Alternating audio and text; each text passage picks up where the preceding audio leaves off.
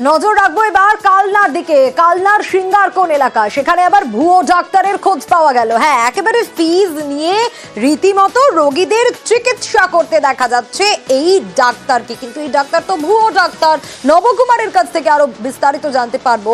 নবকুমার, কতদিন ধরে তিনি এই কাজ করছেন, এভাবে ফিজ নিচ্ছেন, ভুয়ো ডাক্তার সেজে ডাক্তারি করছেন? কোনো ব্যবস্থা নেওয়া হলো, পদক্ষেপ নেওয়া গেল?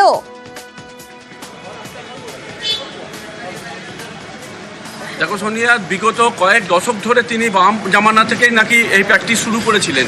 তিনি জানাচ্ছেন যে তার এই যে প্র্যাকটিস এবং তার যে নির্ধারিত তার অল্টারনেটিভ মেডিসিনের ওপর তার এমডি করা আছে, এবং এই তথ্য দেখিয়ে সে সিদ্ধান্ত এই নাম ব্যবহার করে রীতিমতন প্রচার করে তিনি চালাচ্ছিলেন এই ব্যবসা। এবং তার পরবর্তীকালে এলাকাবাসী তারা এই বিষয়টা জানতে পেরে অনেকবার এর আগের বছরও সিএমএইচ এর কাছে তারা কমপ্লেন করে, এবারেও তারা এসে আগের বছরও সিএমএইচ এর কাছে তারা কমপ্লেন করে, এবারেও তারা এসে আজকে তারা মহকুমার স্বাস্থ্য আধিকারিককে জানায় বিষয়টি, যে এই ধরনের ঘটনা যদি তাতে বাড়তে থাকে এলাকায় আরও এরকম ভুয়ো ডাক্তারে ছেয়ে যাবে, অবিলম্বে তাদের বিরুদ্ধে ব্যবস্থা নেওয়া হোক। সিএমএইচ এই বিষয়ে তিনি আশ্বস্ত করেন যে আমরা অভিযোগ যেটা পেয়েছি সেই ভিত্তিতে অবশ্যই আমরা তদন্ত করব। কিন্তু এই ধরনের যে ডাক্তাররা নিজের নাম আগে যে ডক্টর বসাচ্ছে, তারা বলছে এটা আইনত, তারা জানছে যে এটা আইনত সঙ্গত, সেই জন্য তারা রীতিমতনভাবে তাদের প্রসার গ্রামগঞ্জে তারা চালিয়ে যাচ্ছে। সোনিয়া, প্রভাবশালী তো বটে, এদের র্যাকেট আছে। একে অনেক আগেও এই ব্যাপারে বলা হয়েছে, অনেক কিছুই হয়, ভালো চ্যানেল আছে এরা, সোজা কথা, যার কারণে একে কিছু করা যায়। আমরা জানিয়েছি, কালনার সিএমএইচকে জানিয়েছি, বর্ধমানকে জানিয়েছি, কিন্তু কোনো কাজ কিছু হয়। আমরা রুরাল ডক্টরস অ্যাসোসিয়েশনের আন্ডারে আছি। হ্যাঁ, রুরাল ডক্টর অ্যাসোসিয়েশন, তারা ডক্টর স্বীকৃতি কি পায়? একদম এটা তার এটা আপনার স্বীকৃতি গভর্নমেন্ট অফ ওয়েস্ট বেঙ্গল দিচ্ছে না ইন্ডিয়া দিচ্ছে? আপনার এটা ইন্ডিয়ান সরকার দিয়েছে আপনাদেরকে?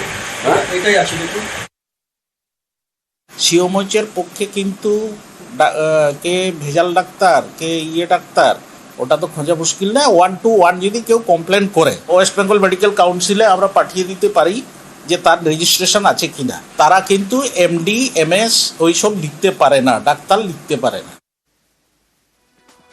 আইএনটিটিউসি কর্মীর ওপর হামলার ঘটনা, খড়গপুরের এই ছবি আপনাদের দেখাবো। খেলা দেখে ফিরছিলেন আর তারপরই সেই রাস্তাতেই ফেরার পথেই আইএনটিটিউসি কর্মীর ওপর একেবারে হকি স্টিক তলোয়ার নিয়ে হামলার অভিযোগ উঠছে। আরো বিস্তারিত এই বিষয়ে শঙ্কর জানাতে পারবে। শঙ্কর, কাদের বিরুদ্ধে এই অভিযোগ, কারা এই কাজ করলেন, এবং যে কর্মী আইএনটিটিউসি কর্মী আহত হয়েছেন তার অবস্থা এখন কিরকম?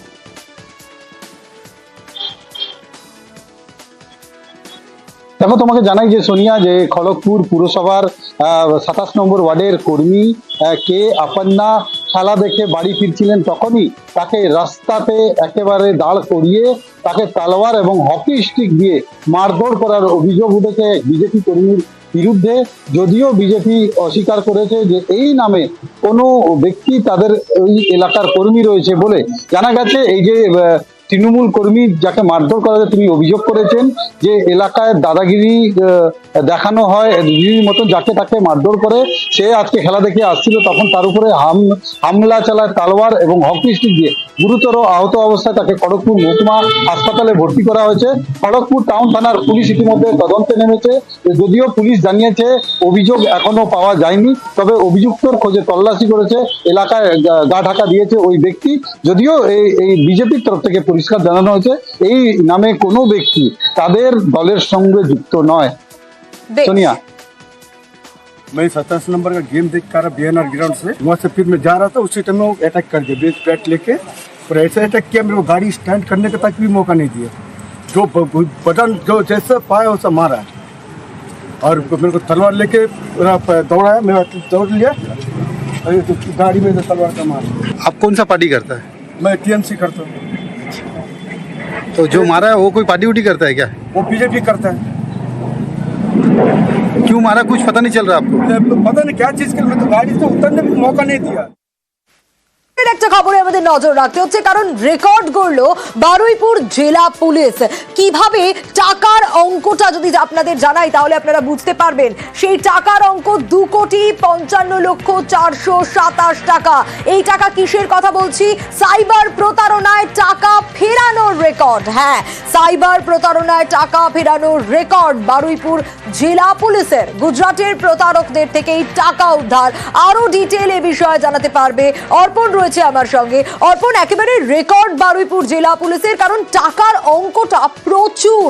2,55,427,000 টাকা উদ্ধার।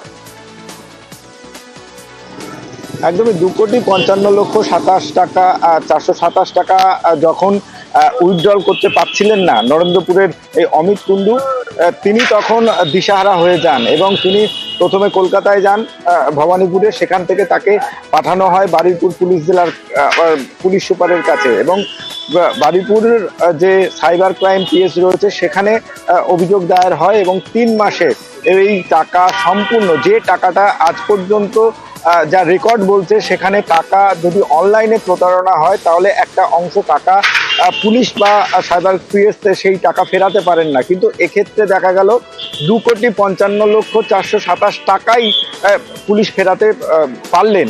প্রথমে 55 লক্ষ টাকা রিটার্ন করানো হয়েছিল, পরে 2 কোটি টাকা সম্পূর্ণ রিটার্ন করেছেন এবং এই কাজে বারুইপুর পুলিশ জেলার যারা সাইবার ক্রাইমের রয়েছেন, ডিপার্টমেন্টে রয়েছেন, তারা যেমন সাহায্য করেছেন, তেমনি গুজরাটের একটা অংশ তারাও কিন্তু পুলিশকে সাহায্য করেছে এবং বারুইপুর পুলিশ সুপার বা পুলিশ জেলার পুলিশ সুপার পলাশচন্দ্র ঢালি তিনি জানিয়েছেন যে সাইবার ক্রাইমে এই রেকর্ড টাকা এই প্রথম বারুইপুর পুলিশ জেলাতে এত টাকা রিটার্ন করাতে পারলো। এর জন্য সাধারণ মানুষ এবং যারা সাইবার ক্রাইমের প্রতারণা করছেন তাদেরকে ডিজিটালি অ্যারেস্ট করা হচ্ছে, এমন যেসব বিষয়গুলো থাকে তার উপরে তারা বলছেন যে কোনো রকম সাইবার প্রতারণা হলে সরাসরি তারা দেরি না করে পুলিশের কাছে যাক। পুলিশ সদা তৎপর রয়েছে, যদি সাইবার কোনো রকম প্রতারণা হয় পুলিশের কাছে গেলে সম্পূর্ণরূপে তারা সাহায্য করবে। একদমই অর্পণ, 31শে জানুয়ারি বারুইপুর সাইবার ক্রাইম থানায় অভিযোগ জানিয়েছিলেন এবং 2 মাসের মধ্যে টাকা ফেরত পেলেন প্রতারিত। ইন্টারনেটে www.mounto.com বলে একটা ইনভেস্টমেন্ট সাইটের হদিশ পান। টোটাল প্রায় 2,56,00,000 আনুমানিক টাকা উনি ধাপে ধাপে করে 5 মাসে উনি টাকাটা জমা করলেন। রিটার্নস উনি পেলেন না, পরবর্তীকালে উনি যখন টাকাটা উইথড্র করতে যান তখন উনি দেখেন এই টাকাটা আর উইথড্র হচ্ছে না। পুরো মাস্টারমাইন্ড একটা টিম আছে যেটা আহমেদাবাদ, গুজরাট, ওখান থেকে এই টিমটা অপারেট করে। কেপিন বলে একজন ভদ্রলোক, উনি এই পুরো মাস্টারমাইন্ডটা চালাতেন। আমরা ওদের হদিশ পাই। বারুইপুর সাইবার পিএস পক্ষ থেকে পুরো 2,56,00,000 টাকা আমরা ফেরত দিতে পারছি। এটাই আমরা একটা বড় অ্যাচিভমেন্ট মনে আমাদের একটা গর্ব আছে। দেখলেন, একদিকে যখন সাইবার প্রতারণার টাকা ফেরত দেওয়া গেল, বারুইপুর জেলা পুলিশ রেকর্ড করলো, সেখানে নন্দীগ্রামের ঘটনা দেখাবো। প্রতারণার অভিযোগে সেখানে ভাঙচুর চললো। হ্যাঁ, মোটা টাকা লাভের টোপেই প্রতারণার অভিযোগ। 5 জায়গায় একেবারে অফিস খুলে জালিয়াতির অভিযোগ। কোটি কোটি টাকার জালিয়াতি কিভাবে হচ্ছিল সুজিত জানাতে পারবে। সুজিত রয়েছে আমার সঙ্গে। সুজিত, কিভাবে এই 5 জায়গায় অফিস খুলে জালিয়াতি চালাতো, কারা চালাতো, কিভাবে চলতো?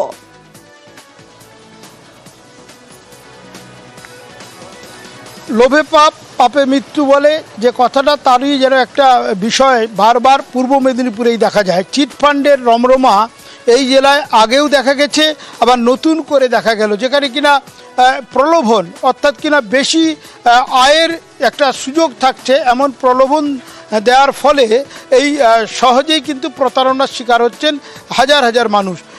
একবারে এই যে ঘটনা ঘটেছে, সেখানে নন্দীগ্রামের যুবক, সে প্রলোভন দিয়েছে 1 লাখ দিলেই মাসে 20,000 করে সুদ পাবে। এ কি সম্ভব নাকি সোনিয়া?